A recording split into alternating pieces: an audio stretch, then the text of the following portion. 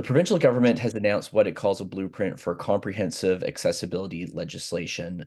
The government tabled the 25-page report in the legislature on December 7th. It's called Achieving Greater Accessibility, and it's available on legnb.ca. We'll provide a link to the PDF on nbmediacoop.org. There's an opportunity to provide feedback for the general public.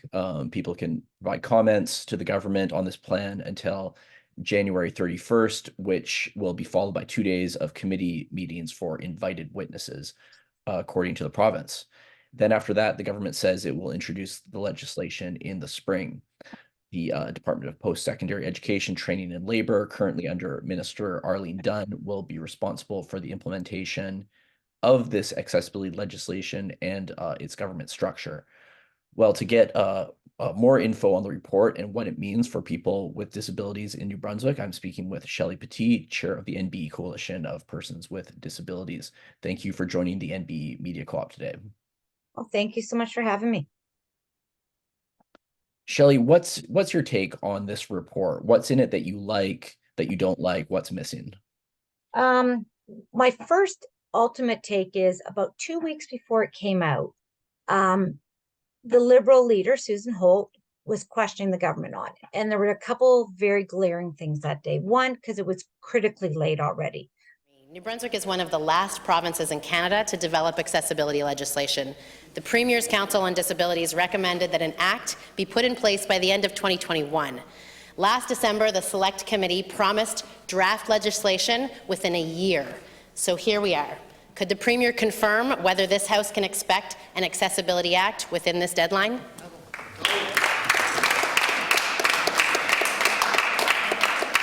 The Minister responsible for seniors.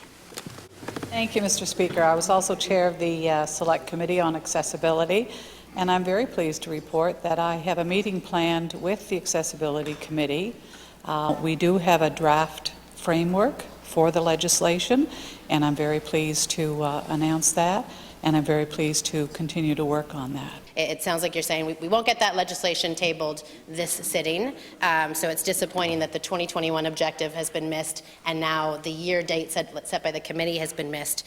This is an authority that reports to the Premier, so could the Premier tell us, given that the Premier's Council on Disabilities has a report that identifies this as one of the things that is underway but not yet complete, could he tell us what actions are being taken to complete the other 47 recommendations in that report?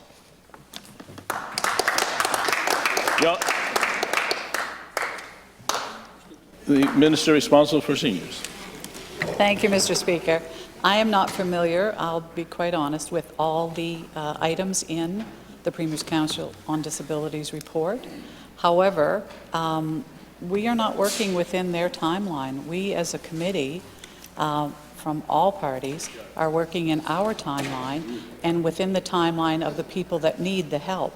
So if we have taken a little bit longer to do this, it's just because we're being more thorough. Why were they hesitating to release it?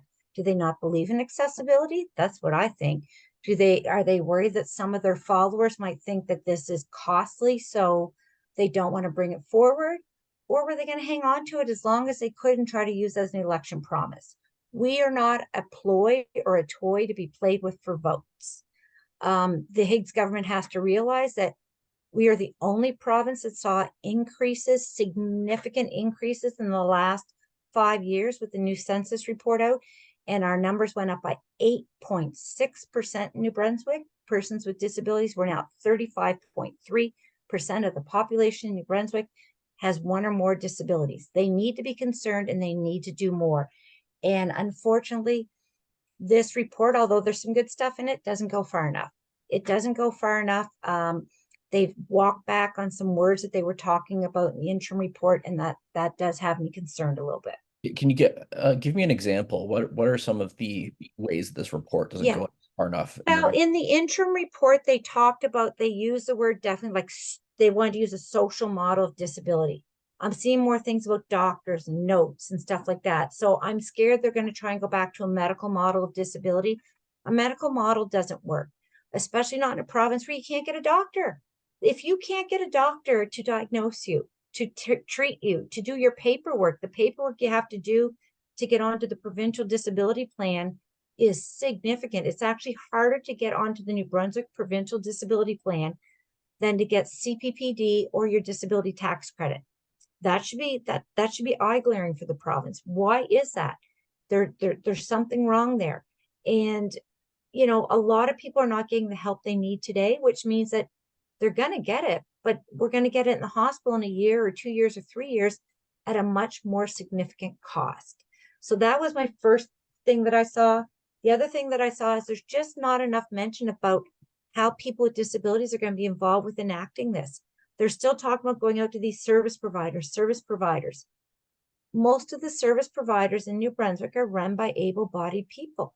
You know, and Premier Higgs himself, when he came to our coffee chat in 2022, talked about the example in St. John about not throwing more and more money at the problem, because people always say, oh, just put more money into it, that'll fix it. Under the disability industrial complex, it doesn't fix it, because more money means more money go to these groups, but more money doesn't go to people with disabilities. It goes to do studies and pay for office buildings and cars and gas and conventions and trips and payrolls, but more money doesn't trickle down to help people with disabilities.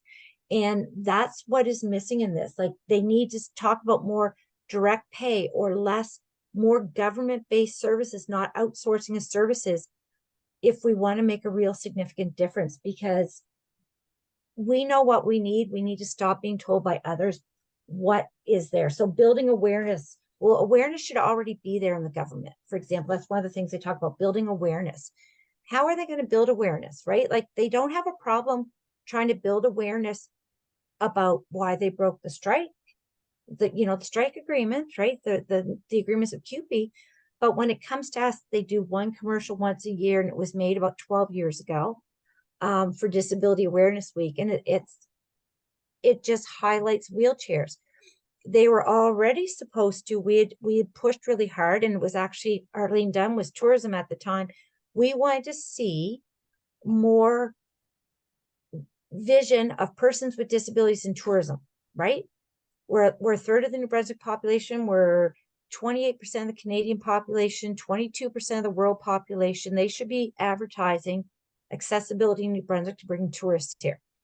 And they agreed to that. And then guess what? The photo shoot got put on hold. It never happened. It's disappointing. Like, they take a step forward and then they take 2 steps back. So in terms of representation of people with disabilities, the report describes how legislation would create an accessibility secretariat to support the minister, and there would also be this advisory body to make recommendations, develop standards, and so on. And it says, quoting from the report here, it says that the body must consist of no less than 6 members and no more than 12 members appointed by Lieutenant Governor and Council, and the majority of members must be persons with disabilities. Right. And there's also some requirements here about diversity more generally. What do you think about that? It depends on who they appoint, right? They tend to appoint yes men and yes women.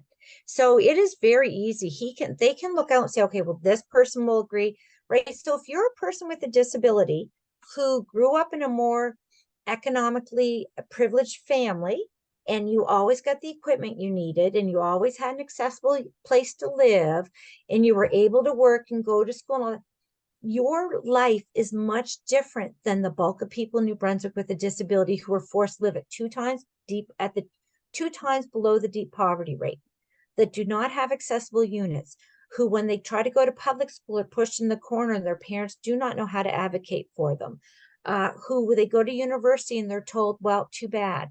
So if you take people from that group that have lived, and really want to see improvements for everyone, then that's great. I fear, though, like they always do, they're going to take people that are yes people that have had a privileged life, that they know that they can control the thinking, and put them on that committee. And that scares me, because then people are going to say, well, people with disabilities said this is good. Well, it depends. And I do hope that they have enough sense to say, okay, we cannot just take people in wheelchairs, because that's what they often do.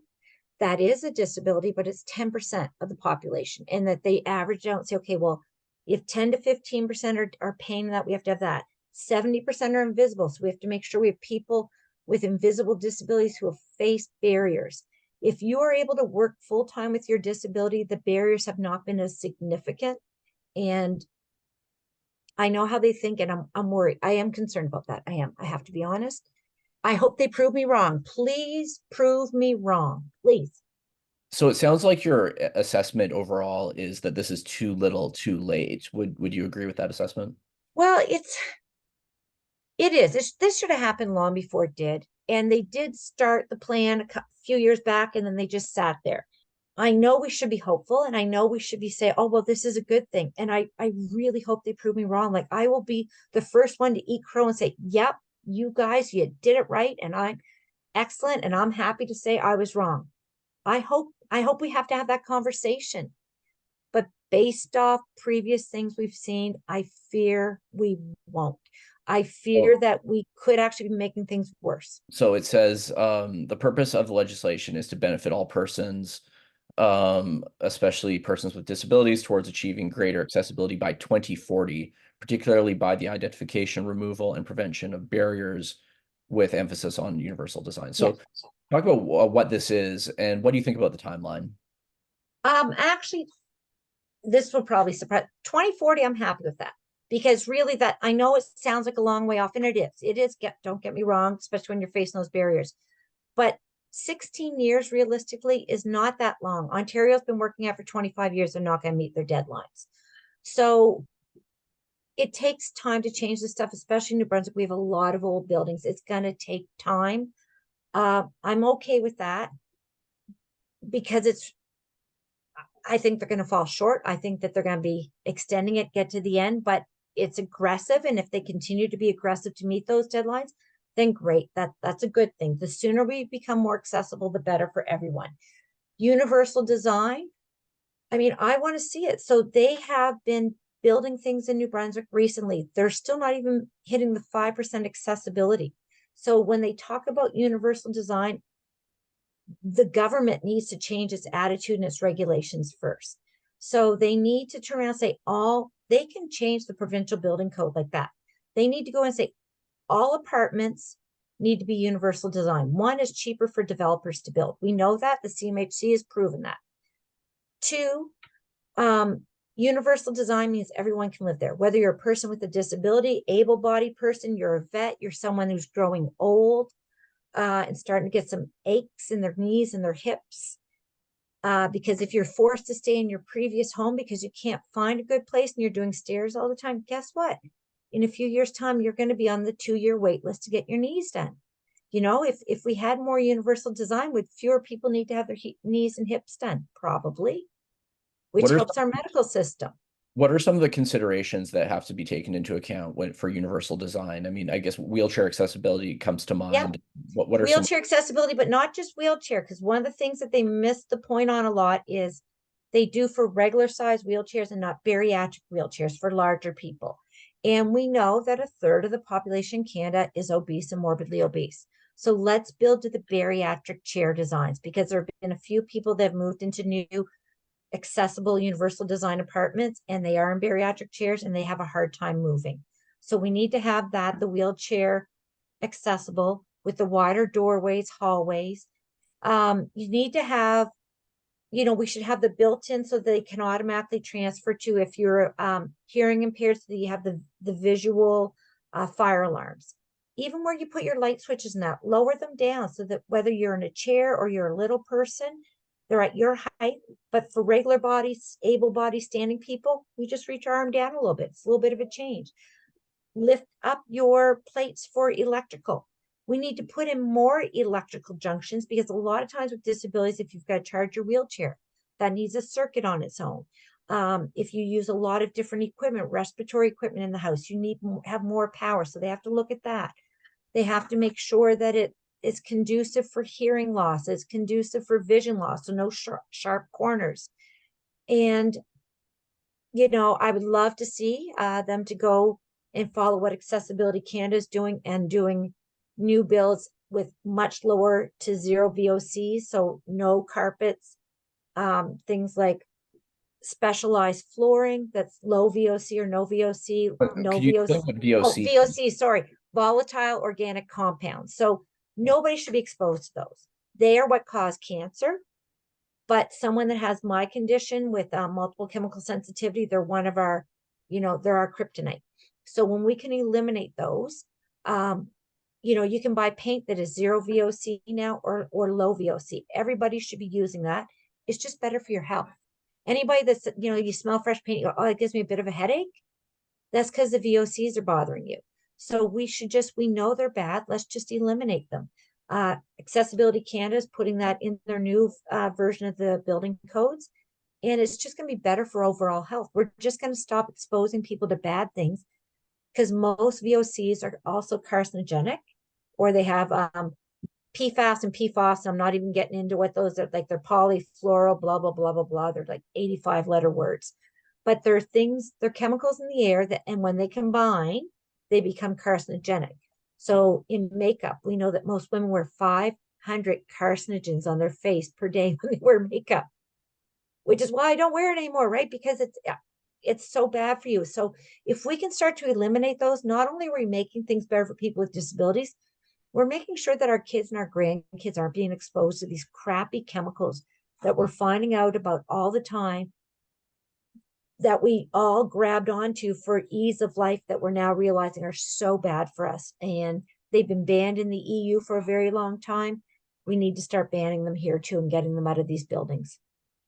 And so another big part of this report seems to be this blueprint for the Accessibility Act seems to be the establishment of what are called accessibility plans. And it says all government of New Brunswick departments, as well as Service New Brunswick, Opportunities New Brunswick, the NB Housing Corporation, and the Regional Development Corporation will have to develop an accessibility plan within 18 months of the legislation coming into force.